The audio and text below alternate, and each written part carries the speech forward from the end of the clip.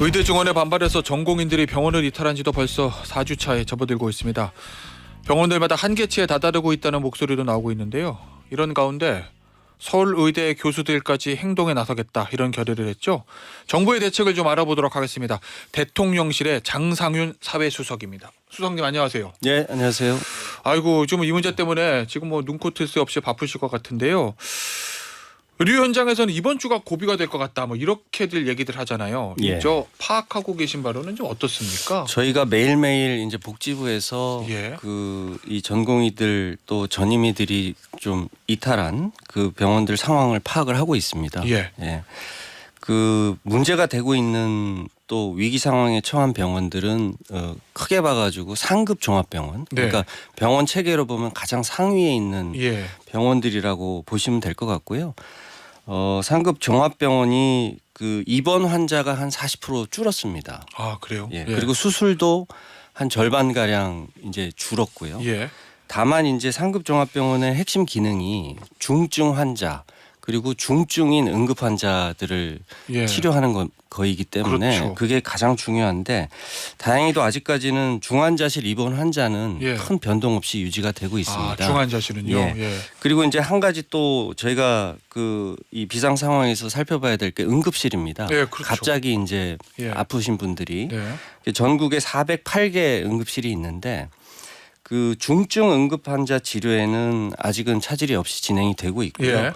또 국민들께서 이 상황을 굉장히 좀 정확하게 파악을 하시고 예. 경증인 경우에는 응급실을 잘 방문을 안 하십니다. 예. 그래서 한 그런 중증이 아닌 응급 환자가 10% 줄었습니다. 아 그래요. 예, 그리고 오히려 이렇게 상급 종합병원이 아니고 대형이긴 하지만 종합병원들 거기에는 이제 전공의들이 예. 없거든요. 평소에도. 전임의 위주로 돌아가는 병원들 말씀하시는 거죠. 예. 예, 그렇죠. 이제 주로 이제 수련 과정이 아닌 예. 분들이기 때문에 예. 평상시하고 다름이 없고요. 아. 그 병원은 입원 환자가 한 9% 증가했습니다. 아 그래요. 예, 그래서 그 현재까지는 물론 위기 상황이긴 합니다만 예. 아직까지는 큰 그 차질 없이 예. 돌아가고 있고 다만 현재 거기를 버텨주고 계신 예. 우리 의료진 또 간호사 예. 이분들이 이제 장기화되면 소진이 되고 소위 말해 번아웃이 오는 뭐 맞아요. 예, 그 부분을 정부는 가장 걱정을 하고 있고 예. 그 부분을 이제 좀 보완을 해드리고 예. 지속 가능하게 유지하는데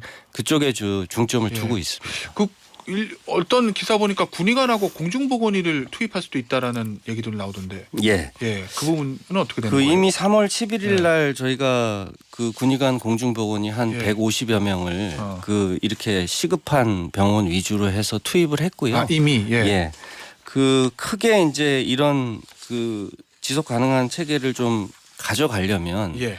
크게 세 가지가 저희가 지금 준비를 하고 있습니다. 예. 이제 시행을 하고 있는 예. 부분이 첫 번째는 전공의가 빠졌기 때문에 그분들을 대체할 만한 인력을 보강을 해드려야 됩니다. 그래야 되겠죠. 예, 그게 이제 PA 간호사가 가장 예. 가장 현장에서 이제 예. 즉각 투입이 가능한 거고요. 그 다음에 군의관 공보의, 예. 그 다음에 외부에서 이런 경험을 가진 분들을 의사 간호사를 또 새로 채용을 해서 보강을 예. 해드려야 됩니다. 그게 이제 인력을 대체하는 거고요. 예. 두 번째는 상급 종합병원으로 중증이 아닌 환자들이 몰리는 거를 좀 방지를 해줘야 됩니다. 수요 관리를 좀 해줘야 되는 거죠. 일종의 제도 개선이 좀 필요하다는 예. 말씀이시죠? 그래서 예. 만약에 경증 환자 같으면 다른 병원으로 회송을 한다든지 또 중증 환자 진료하는 데 대해서 좀 보상을 강화를 해서 예. 이분들이 버틸 수 있도록 해주고 마지막으로는 아까 말씀드린 번아웃, 예. 소진을 예방을 해야 되기 때문에 야간이나 휴일 근무하는 부분에 대해서 보상도 강화해주고 또 휴식을 더 부여하는 알겠습니다. 그런 조치들이 같이 들어가야 예. 되고 저희가 그걸 위해 가지고 예비비, 아하. 건보 재정 벌써 예. 한 3천억 원 이상이 예. 집행이 되고 있습니다. 네, 알겠습니다. 근본적인 문제를 좀 짚어보죠.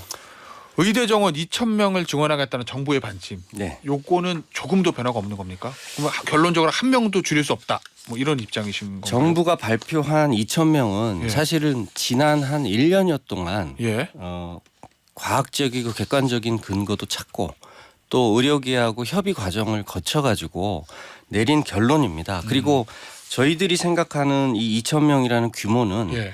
의료개혁을 위해서 꼭 필요한 규모다. 그리고 이 2,000명을 증원을 해도 이게 배출이 되는 거는 10년 후지 않습니까? 그렇겠죠. 10년 후를 예상을 하고 2,000명을 증원을 했는데 예. 이게 나온다고 해도 현실적으로 저희들은 부족하다고 봅니다. 예. 의료계와 협의를 거친 부분이다라는 말씀이신 거죠. 그렇습니다.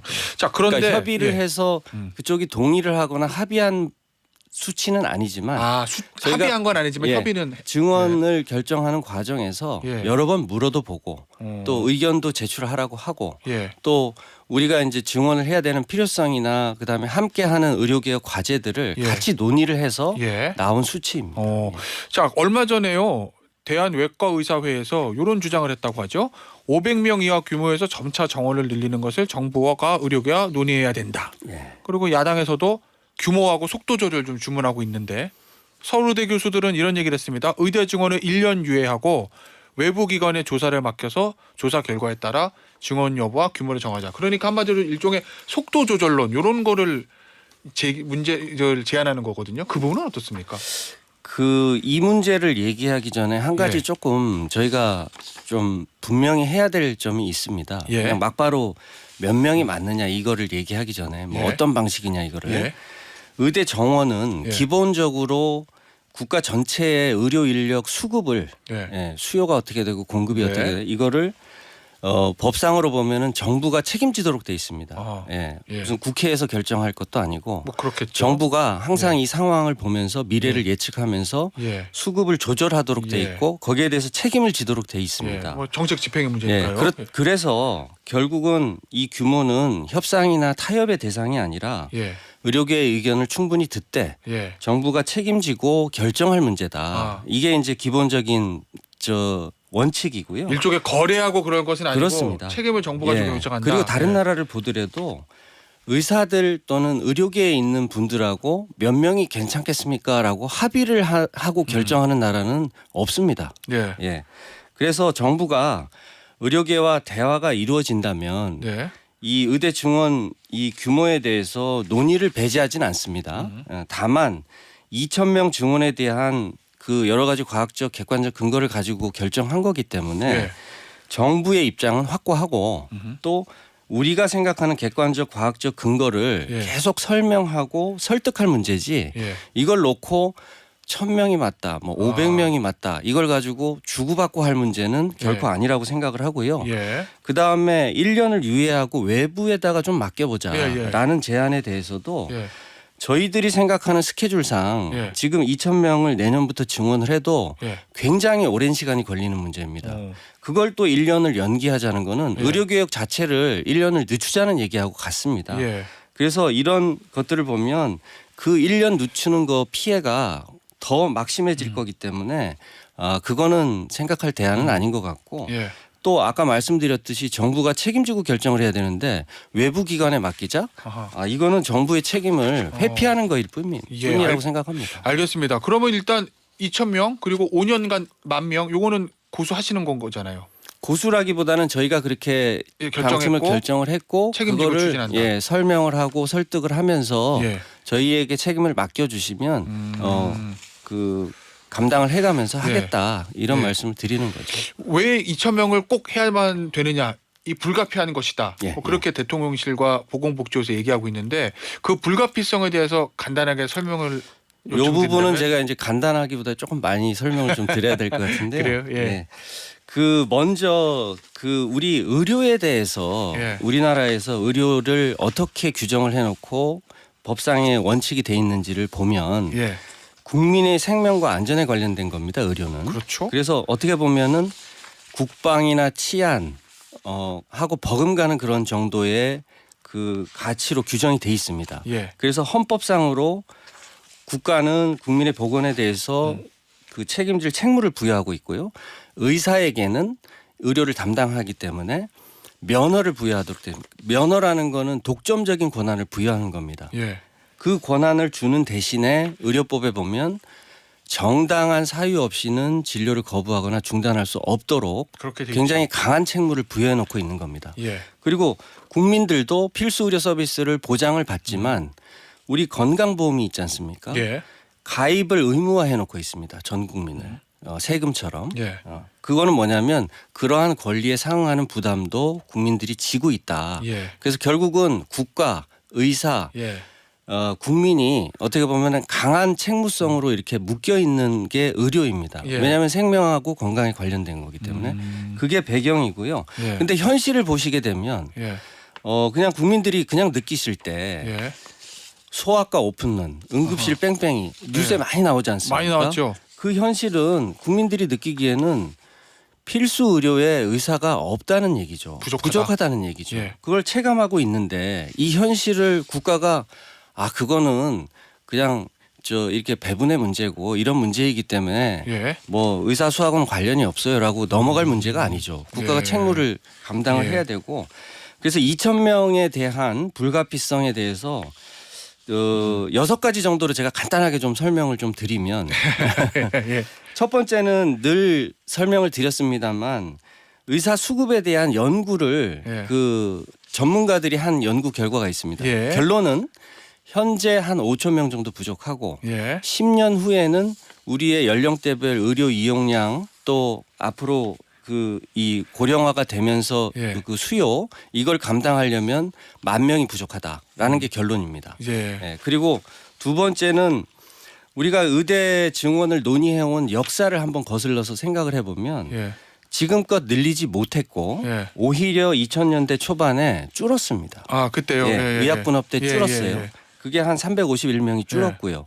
그리고 최근의 트렌드를 보면 예. 또 그 전부터 2000년대 초반부터 누적이 의과대학을 졸업하고 필수 의료로 가려면 전문의 정도의 그 예. 과정이 필요한데 의과대학만 졸업하고 그냥 면허를 받아서 밖으로 나가는 인원이 굉장히 늘었습니다. 예. 그게 한 6,700명 됩니다. 예. 그래서 아까 줄은 350명하고 6,700명을 합하면 예. 매년 1,000명 정도가 줄었다고 줄어든다? 보시면 되겠습니다. 예, 필수 실질적으로. 의료 분야에 있어서는. 예.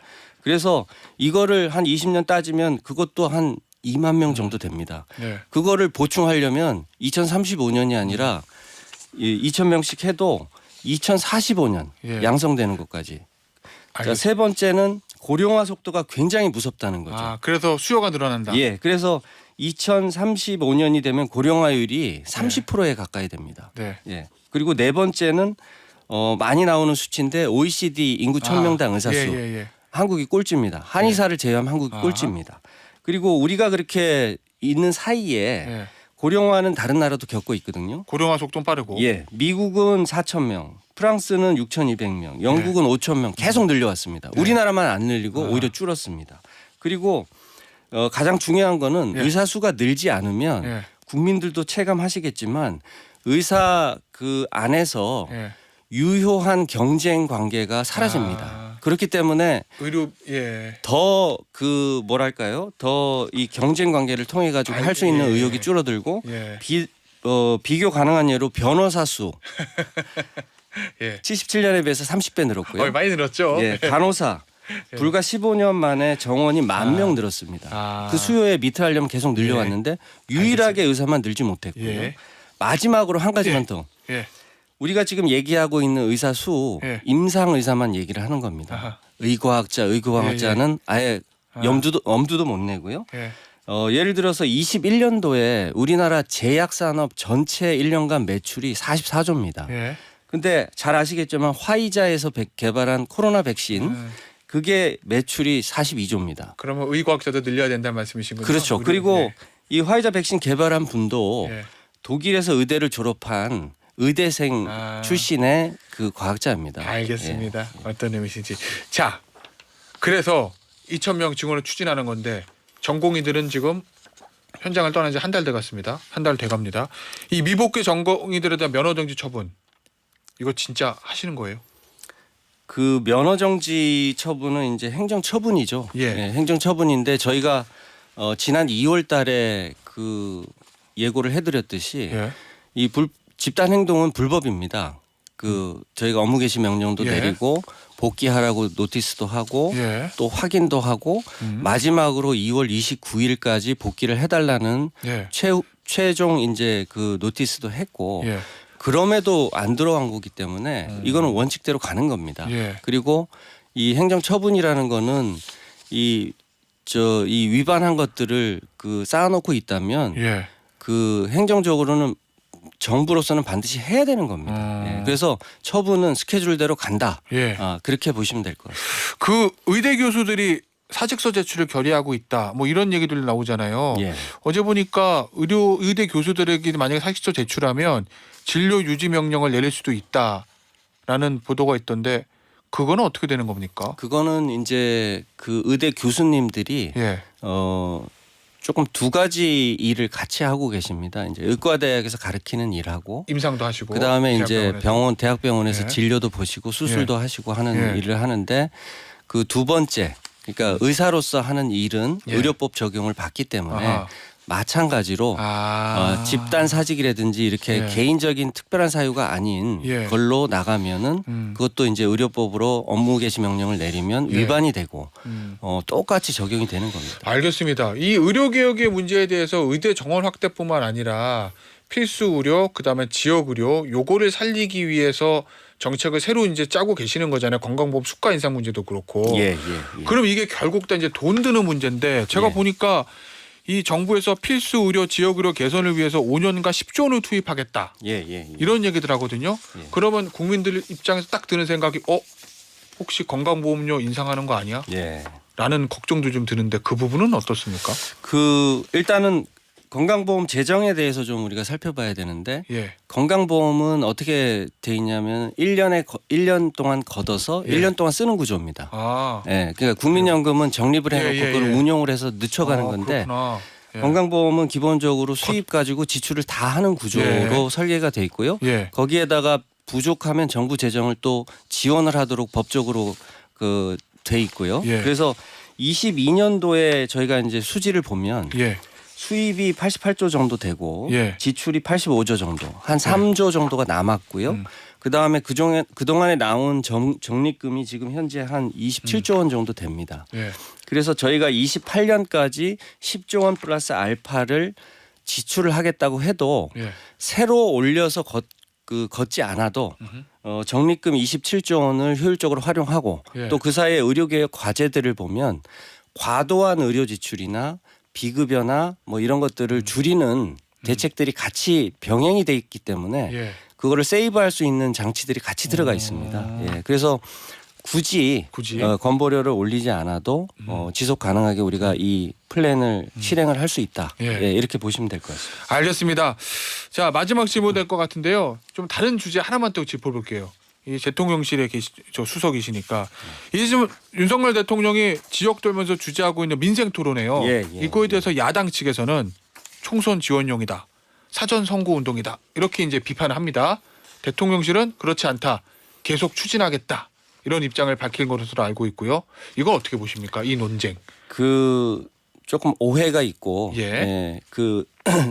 민생 토론회가 왜 생겼는지를 잘 좀 이해를 못 하시는 것 같은데 작년 11월 초에 거슬러 올라가면 대통령께서 현장을 좀 많이 나가봐라. 우리 정책들을 민생 정책들을 민생 현장으로 가가지고 문제가 뭔지 파악을 해. 그래서 부처도 나갔고 저희 대통령실에서도 나갔고 나가 보니 민생 현장에서 목소리가 무슨 거창한 대책 정책을 원하는 게 아니고 일상에서 부딪히는 문제들을 해결해달라는 목소리가 많았습니다.